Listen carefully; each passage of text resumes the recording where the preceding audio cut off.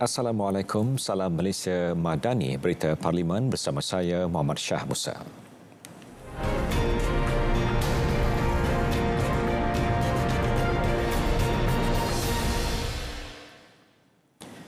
Dewan Rakyat meneruskan perbahasan rang Undang-Undang Perbekalan 2024. Ia dimulakan dengan Ahli Parlimen Air Hitam Dato' Seri Insinyur Dr. Wee Ka Siong.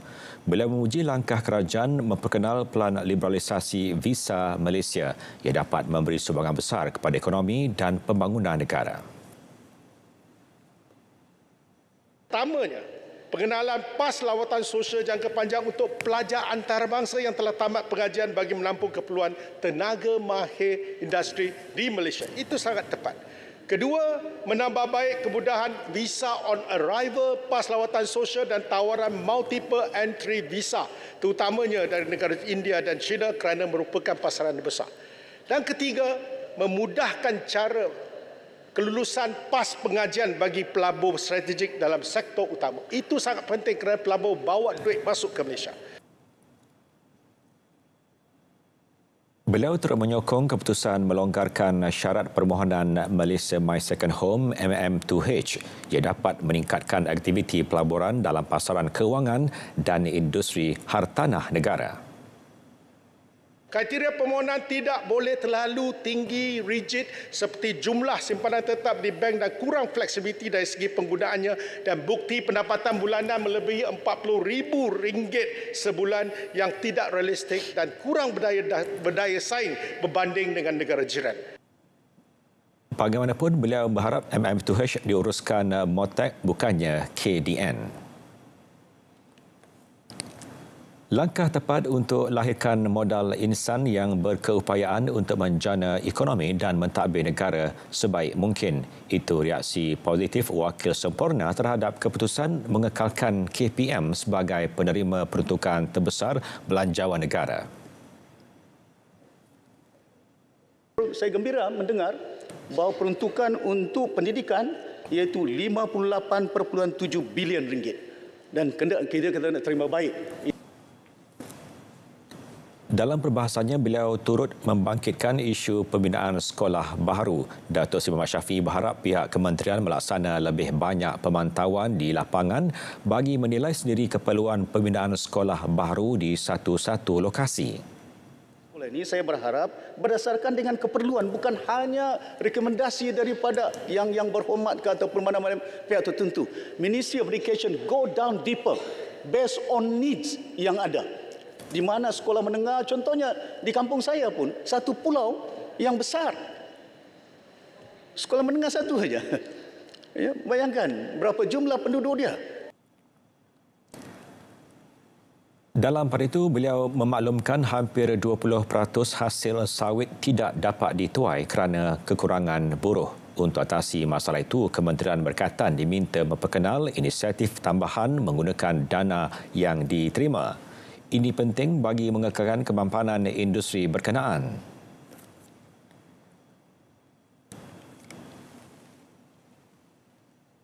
Macam sektor kelapa sawit. Di antara sektor yang memberi sumbangan yang begitu besar. Dan di antara tempat yang mengeluarkan kelapa sawit terbesar bukan hanya Sarawak, Sabah. Ya. Tapi kalau kita lihat dari segi keadaan yang ada, kementerian saja. Kementerian Peladangan komoditi diperuntukkan 730 juta. Ya. Dan sektor ini merupakan di antara penyumbang yang cukup besar kepada negara kita. Sementara itu, Wakil Beluran cadangkan harga lantai belian padi dinaikkan kepada RM1,500 per tan metrik berbanding RM1,300 per tan metrik yang diumum dalam belanjawan 2024. Matlamatnya adalah untuk menjaga industri padi beras, untuk memastikan bahawa beras putih tempatan tidak dimanipulasi seperti apa yang berlaku ketika ini, dan untuk masa depan negara berkaitan dengan sekuriti makanan negara. Pengagihan dana awam RM388.1 bilion dalam Belanjawan 2024 memerlukan saluran maklumat yang telus. Ini penting bagi membina kepercayaan orang ramai terhadap keberkesanan peruntukan belanjawan. Pada masa sama, memastikan individu yang memerlukan benar-benar mendapat dana berkenaan. Menurut Timbalan Menteri Kewangan satu jawatan kuasa pemantau pelanjawan akan ditubuhkan bagi memastikan peruntukan di bawah bajet 2024 diagihkan dengan baik untuk kepentingan rakyat. Objektif jawatan kuasa tersebut ditubuhkan adalah untuk melaporkan pencapaian bajet 2024 bagi tempoh Januari hingga Jun sebelum laporan itu dibentangkan di Parlimen pada September tahun depan. Persoalan yang penting ialah bagaimana kerajaan dapat memastikan bajet 2024 diagihkan dengan baik apabila akta rahsia rasmi yang mengikat aliran bebas serta memelihara kerahsiaan maklumat. Pada pandangan saya, jawatan kuasa memantau belanjawan tersebut tidak dapat memantau peruntukan secara berkesan dan memastikan peruntukan diagihkan dengan baik sekiranya tidak ada mekanisme yang bersesuaian untuk memastikan ketulusan kewangan dan kontrak kerajaan dan kerajaan tempatan.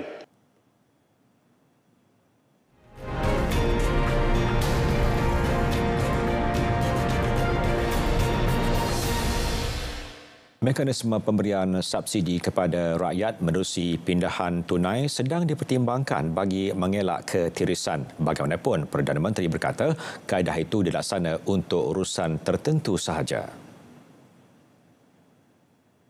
Dalam kes ayam dan telur ini tidak perlu begitu kerana harganya sudah menurun. Cadangan untuk cash transfer itu sedang dipertimbangkan untuk beberapa urusan lain dan mungkin akan diumumkan. Yang memang difikirkan dalam beberapa isu lain yang kita akan umumkan yang lebih besar untuk mengelakkan ketirisan dan manfaat kepada asing.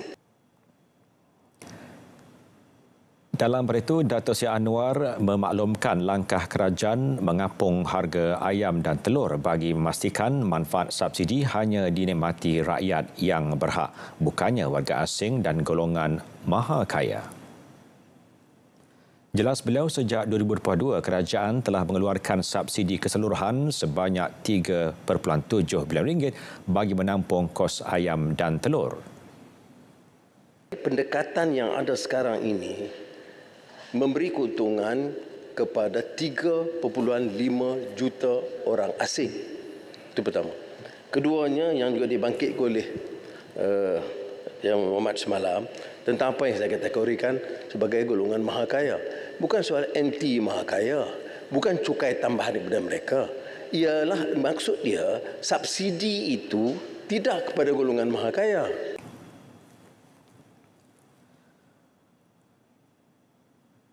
Usaha mempromosi dan menyebar luas maklumat berkaitan skim dan bantuan yang disedia bawah KPK dipergiat secara fizikal. Program Turun Padang dikenali sebagai track community itu tertumpu di kawasan luar bandar. Timbalan Perdana Menteri yang juga Menteri Peladangan dan Komoditi Dato' Sri Fadilah Yusof berkata pelaksanaannya membabitkan semua agensi bawah kementerian.